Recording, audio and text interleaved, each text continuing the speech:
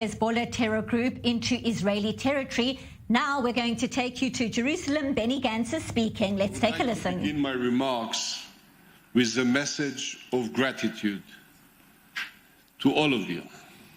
Pure, simple gratitude. Thank you for patching over the differences between our different parts of community and for uniting us over shared interests and challenges that the Jewish world now faces. Thank you for supporting and loving Israel, for never despairing or retreating from the struggle to improve the Jewish state. Thank you for investing in young generations of Jews so they may know the story of the second home in Israel and continue the legacy of our eternal bond. We know that when rockets rain down on Sderot, Jewish students at NYU may feel the need to tuck away their Magen David.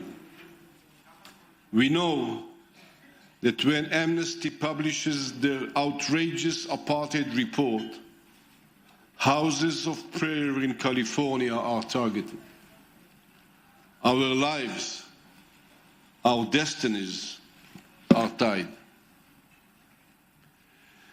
The state of Israel and the people of Israel have tremendous commitment to you. I am aware that the burden of proof is still on us, and we have a long way to go. We must address the layout of the Western Wall, which I have said before is long enough for us all.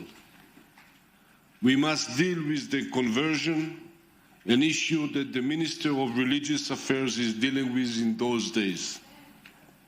We must listen, not just hear, learning and adapting to your needs and standing by you as you do by us.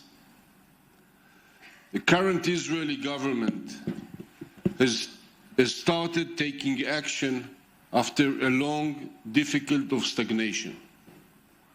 This is a diverse, complex, and young government. And as you may have heard, there are some crises which I'm sure we will overcome. One of the changes we are dealing with is our relationship with the United States. Please make no mistake. Israel's closest strategic partner is the United States. And this government has ended a dangerous trend of partisanship that threatened our strategic alliance. Last week, I sat down with Senator Graham. 2 days ago, I met with Vice President Kamala Harris, and yesterday, I spoke to a delegation from the Democratic Party. The message in all three cases was clear. United States-Israel bond is bipartisan, unique, and ironclad. I am aware of what worries the world these days. We are all aware of the crisis in Ukraine. As someone who has experienced conflict, lost brothers in arms, and seen hundreds of bereaved families during my over 40 years of service, I can tell you that in war, even the winner gets to lose. Therefore, I believe that all parties involved must do whatever it takes to prevent bloodshed. In Israel, we too have commitment to preventing unnecessary bloodshed. Our top priority is to protect our citizens, and we are heavily investing in securing Israel's north and south, where I know you will be visiting tomorrow. I hope that you will see a new security barrier which gives residents in the south a sense of security and perfectly illustrates the reality we live in. We reach out to our neighbors, including the Palestinians. Years of neglecting those issues unfortunately strengthened Hamas. I took it upon myself to change this reality, to take initiatives that will support the Palestinian authorities' political legitimacy, to invest in the Palestinian economy, and to illustrate the cost of any harm made to the State of Israel.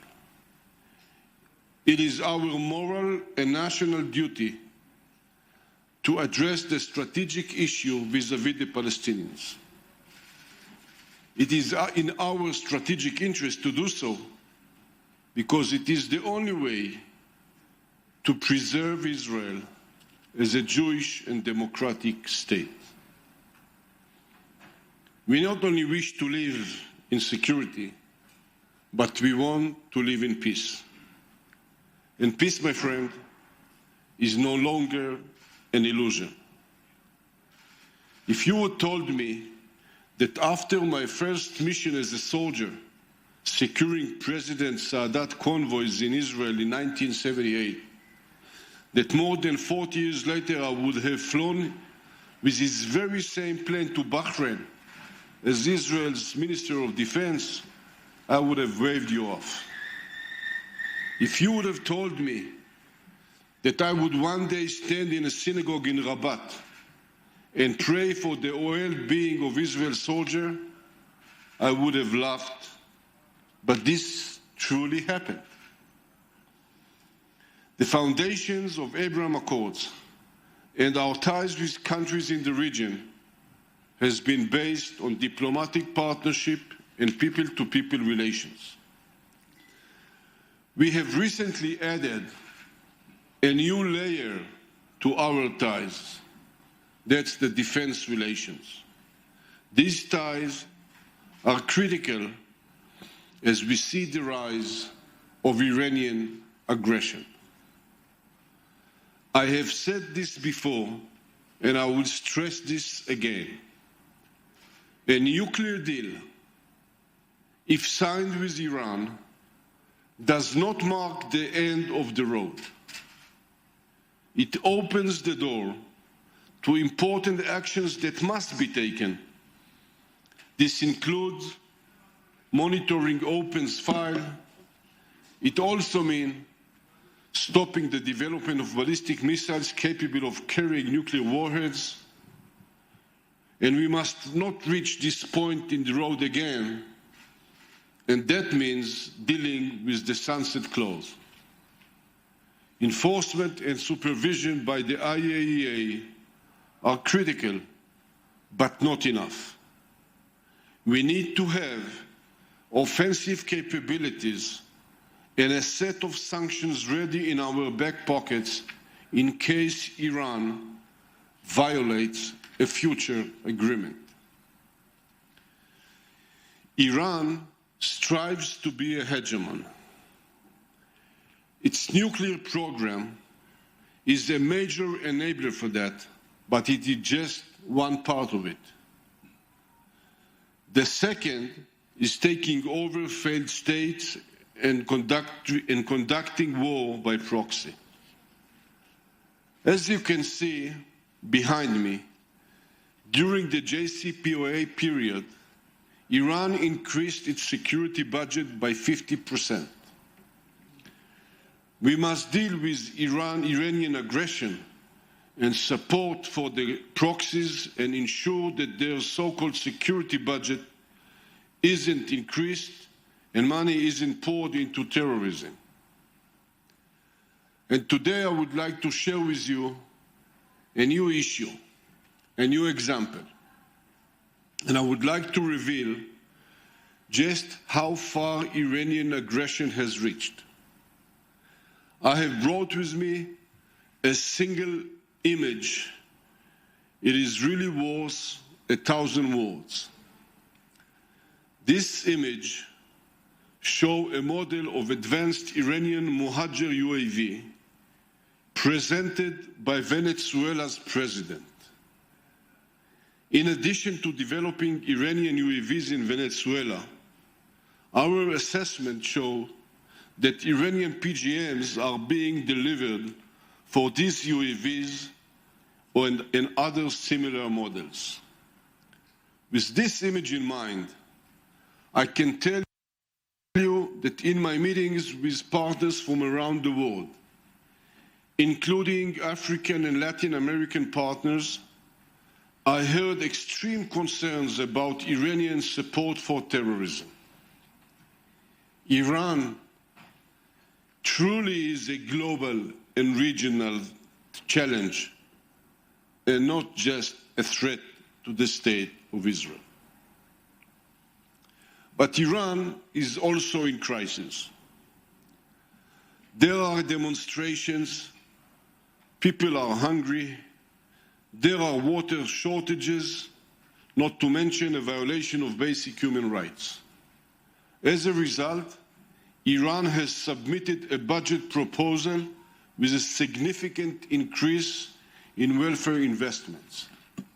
I can only pray that the frozen assets and funds following a potential agreement will go to a mother of 4 and grandfather of 6. But I have my doubts on this issue. The international community, under the US leadership, must be proactive, taking defensive and offensive actions to counter direct and indirect Iranian aggression anywhere, anytime. We must address both Iran's nuclear ambitions and its regional aggression.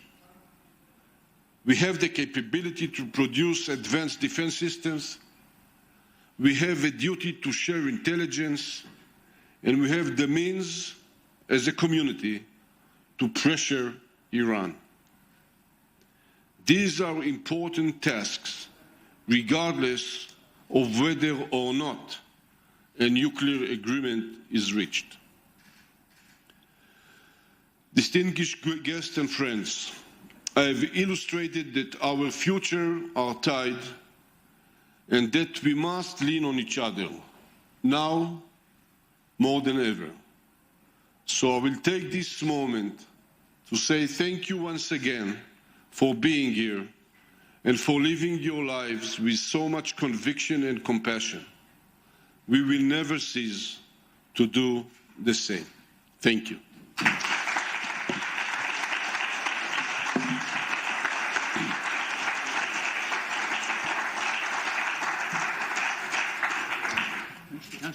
To take questions. I can take any question. You would answer the one I don't understand. I've got your back. Okay. We're very happy to open up for questions. If you'd raise your hand and when called upon, stand and identify yourself and your organization, please. Seymour, please. Seymour Reich. Here we go. Seymour Reich, past chairman of the conference. Mr. Gantz, it's always nice to have you here and to hear your words. I think I read a report a few weeks ago that some former military generals of the IDF and military strategists indicated that it was wrong for the former prime minister and the former president of the United States to break the Iranian deal. Instead, they should have tried to negotiate it. Do you have a view on that subject?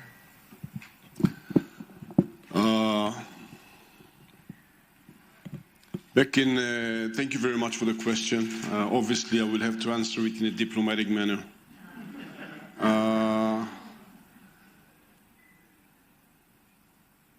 After retirement from the IDF, I gave my first speech in the States in front of the Washington Institute, and it was right after the signing of the first JCPOA. And whether I liked it or not, the agreement was very much there. And I said, and I'm quoting myself if I may do so, that it's not a question of a good deal or a bad deal, it's a fact of a done deal. And from my perspective, the deal had lots of loopholes. It gave some advantages by postponing the threat in a few years, etc. But it had lots of loopholes in it anyhow. So when the second round happened and the United States decided to get out of the deal, for me it became a fact as well. And what I'm preaching for is to use pressure on Iran, because I believe that even if you want to reach another deal, a pressure will end up bringing a better deal. And I would hate to see the world strategically blink in front of the Iranians and give them the opportunity to revisit this program or to take advantage of it in future years. So there are different ways of pressuring someone. President Trump did it by getting out of the deal and producing the maximum pressure campaign. And now they are trying to get a deal that will postpone the threat from weeks' times ahead in terms of enrichment into months ahead, which I hope that will work.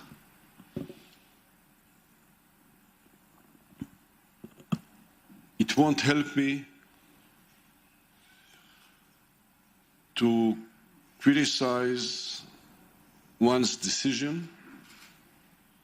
However, it is my duty to prepare the IDF and the security establishment of Israel to be ready to act when and if needed in any given time, from present times to future times, and to strengthen it as much as I can. So if a deal will be reached, I hope it will be a better deal than it looks like right now. But in any case, I can assure you that the State of Israel will fulfill its strategic essence of being able to defend our country and our people whenever we need and if we have to do so. So this is my foremost worries about this issue. Betty, please. Thank you. Betty Ehrenberg, World Jewish Congress, North America. Mr. Minister, thank you for coming to address us tonight. My question is, when you met, it's sort of twofold, but it's the same question. You met with Senator Graham, with Vice President Harris, and some of the Democratic leadership. How were you reassured, or were you sufficiently reassured that that the United States has Israel's back regarding the renewal of the deal with Iran? And to add to that, I'm sure you have also been meeting with European allies. And given what is your take, what is your feeling or reading of the willingness of European allies to as well? You mentioned the U.S. has to lead proactively with the international community. What can we expect, in your opinion, from the European allies? Yes, thank you. Indeed, I met with everybody that I've spoke about and you mentioned, and I was happy to see the support for the State of Israel from really both sides of the aisle.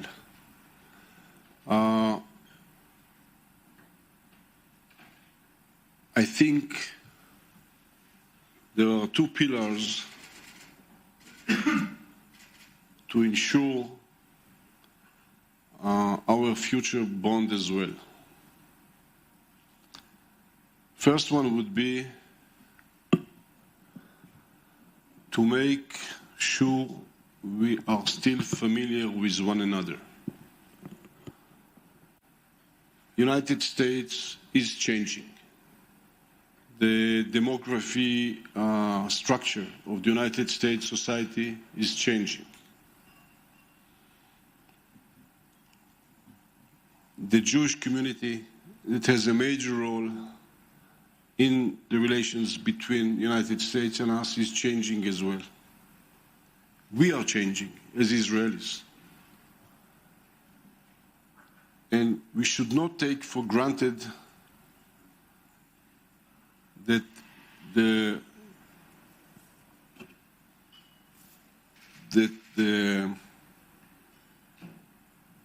relation, or that the relationship are based on the same knowledge as they were before when we look forward, because people are knowing less and being influenced more by other elements, you know, new media, etc., etc. So we must continue and invest in education programs. We must come in force from Israel to the States, from the state to Israel. We must educate our societies to what there is here. So this is one element which I think is very important. The second aspect would be to maintain a very important element that makes Israel so unique in the Middle East regarding the United States' relations with Middle East players. We are the only country in the Middle East that doesn't ask the United States to fight for it. And we are fighting for ourselves. And I think that this element is highly appreciated by the American people, is highly appreciated by the American administration, and I think it is easier for the United States to back up someone who's willing to stand for himself and not leaning on someone else. So I hope that with this combination, and seriously speaking, you know, when you think on the uniqueness of the relations between the United States and Israel, it's based on shared values, on two political democratic concepts, and on the same interest, because I just explained how Iran is in the interest of the United States and the international community just as it is a threat for the state of Israel. So when you have a combined interest and combined values and combined political systems, the outcome is a strategic relationship that goes together with one another. I met with the Europeans.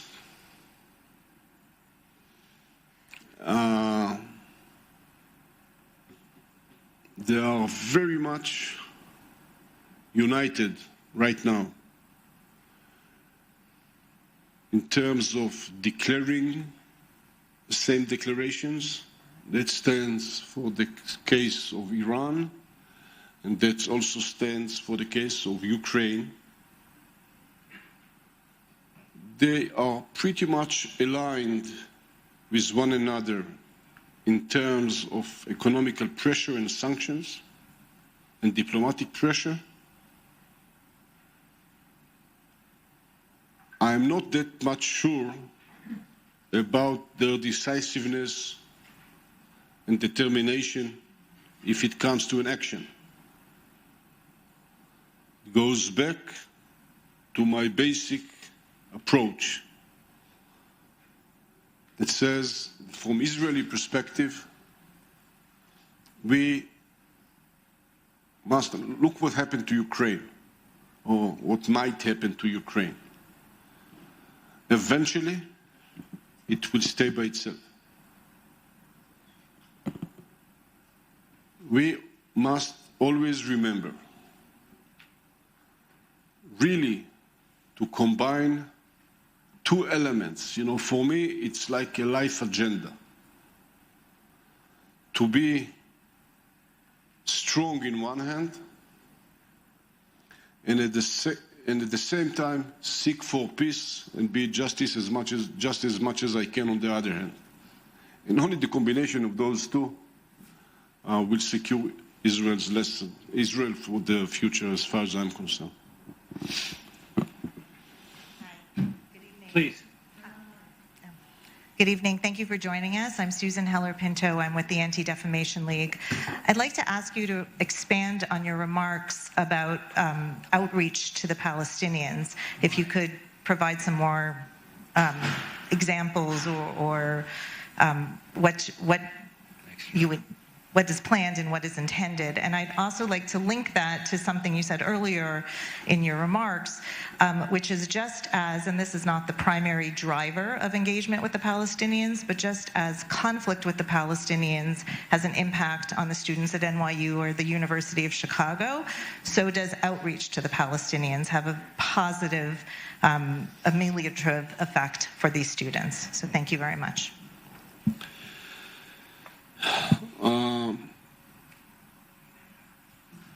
As I've said, I think Israel has two major challenges. Strategically and operationally, we need to see what Iran is doing on its nuclear and its regional aggression and its support for the proxies in the region, because this is an external threat which is always there and we must pay attention to. There are two other strategic issues that we as Israelis and Jews, we need to look at. One is an internal issue of how is the Israeli society and the Jewish world is functioning. How united are we, how diverse we are, how can we talk with one another, etc., etc. And the other issue is our relations with the Palestinians. Let me share with you that when I met Abu Mazen lately, I honestly told him that I had a dream that he won't be here, and that I'm sure that he had the same dream about me. But the fact is that both of us are here, and we must find ways of living with one another.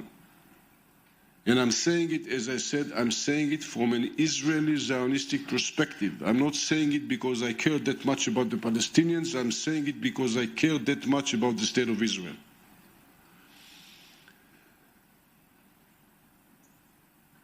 I don't think we can come to a near-time agreement with the Palestinians. I think it will take a while before we will be able to do so. But what I'm trying to do is to create a better reference between the two sides of the conflicts that in its turn will be a better reference to negotiate from. And we are not at that point right now. So I want to increase their political legitimacy, because the alternative of the Palestinians are two options. None of them is good for us. One would be to strengthen Hamas. It's exactly not what we want. And the other will be the idea of the one state for both people. And that's going to be devastating for us in terms of Judaism and democracy. So I cannot go in this direction, so I have to increase their governance as much as I can. I want to stay connected with them. I want to communicate with them all the time on the strategic and the operational level. And I want them to live in high standard of living and good economy, because I think that it will create a better reference for them and for us as they are being our neighbors. And if we can shrink the conflict and create a different reference, we may find the ways to move forward. Once we do that, I believe it will have the impact on other places in the world and the way they are looking at us as well. I have just one recommendation to my Jewish fellows in the States, Youngs and others, that are under anti-Semitism and they are under political pressure on the state of Israel in the forms of BDS or other elements. Don't forget the basic assumption or working assumption or the basic reality. It's true that we are stronger. It doesn't mean that we are not right. We are stronger, but we are also right. And as much as I want to promote Palestinian sovereignty and governance, I have to secure the security of Israel. And it demands from them to be able to face this pressure, and I hope that they will do so. Time for another question? Yeah? Josh, please. Thank you, Doron. Josh Katzen from Camera. General, back to Iran for this question. You said in your prepared remarks that you thought that any deal should be subject to strong investigations and verifications by the International Atomic Energy Agency, the IAEA. We, the Conference of Presidents, met with the IAEA in the middle of the deal in 2017, and they told us that although they could do a great job inspecting sites that Iran gave them access to, Iran was not giving them access to all sites, so they really had no idea what was going on. Do you have any confidence in the IAEA being able to inspect the Iranian production? I think that wherever the IAEA is present, he has a very good idea of what's happening, and obviously, if he's not present, then he cannot know what's going on in other places. Therefore, as far as inspection, my formula for what I think that need to be addressed by the international community for Iran, as far as inspection, is inspections anytime, anywhere. And if you follow the anytime, anywhere, and you conduct the IAEA operation in lieu with some intelligence cooperation with different organizations of the Western countries, I think we can end up getting reasonable awareness of what's actually happening. But the basic should be, as far as inspection, anytime, anywhere.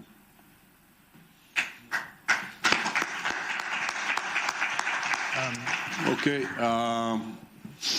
I see someone is very anxious to. I'll take one more. Sorry. Last question. Nathan, please. Hi. Nate Ivan with the Orthodox Union.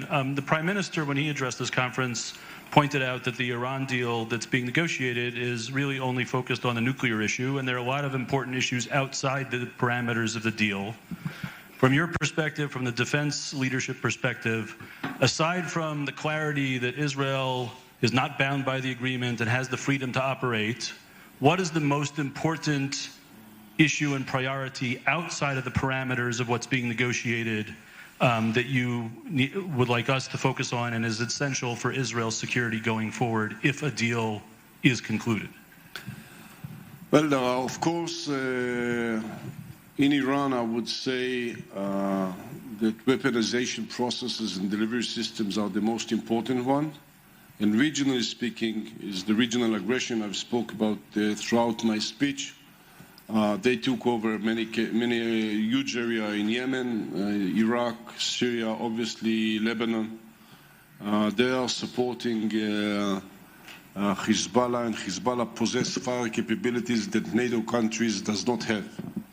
It's stronger by far than most NATO countries, European NATO countries, in terms of firepower.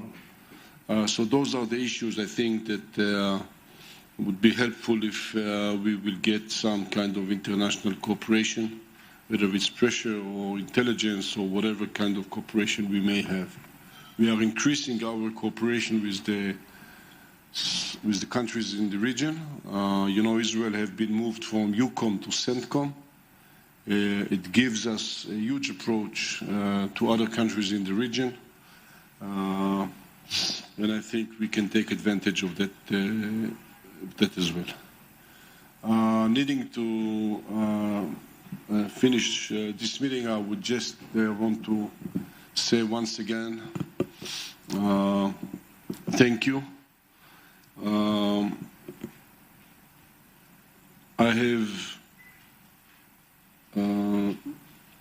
a strong believer in a Zionistic approach that basically gives us, as a Jewish people, a protected homeland.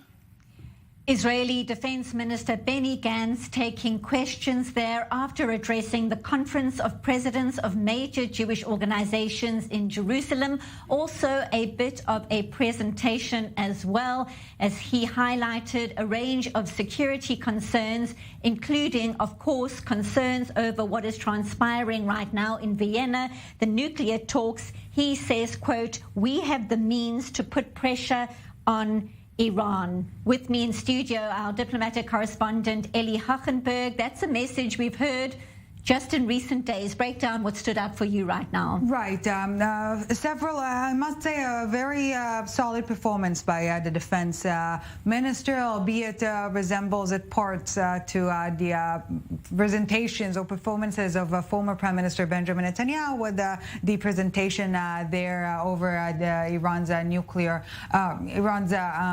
ambitions, rather, altogether.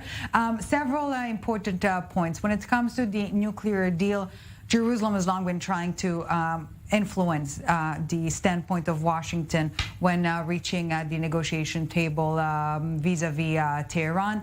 To an extent, it failed to do so because Washington still very much believes in the diplomatic route vis-a-vis the Islamic Republic, and a deal is said to be materializing or pending any day now. With that said, it is also becoming very clear that Washington is facilitating this change of strategy here in Jerusalem. And this is what you've alluded to, Benita. We've been hearing constantly in recent days, I would even dare to say weeks, from top Israeli officials, Prime Minister very much included, and this evening also the Defense Minister, that if and when a deal will be signed, Israel is not bound by it by any means and will continue or even elevate its operations when it comes to tackling the Iranian issue. And this also takes us to perhaps similar tones we're hearing from the UAE. So if we're talking about a broader strategy or the shifting pendulum here in the Middle East, we're seeing joint interests here between Jerusalem and Gulf countries. The Palestinian issue also on the table or being brought up by the defense minister, illustrating a very clear policy in this respect, not something we're used to be hearing, a clear policy vis-a-vis the Palestinians from Israeli officials, also addressing the political situation. But bottom line is reaffirming time and again the connection, the bond, the strength of relations between Israel and the U.S. Bottom line, Benita, I think that the defense minister could be quite satisfied with his speech tonight. Diplomatic correspondent Eli Hachenberg, thank you so much for breaking that down for us.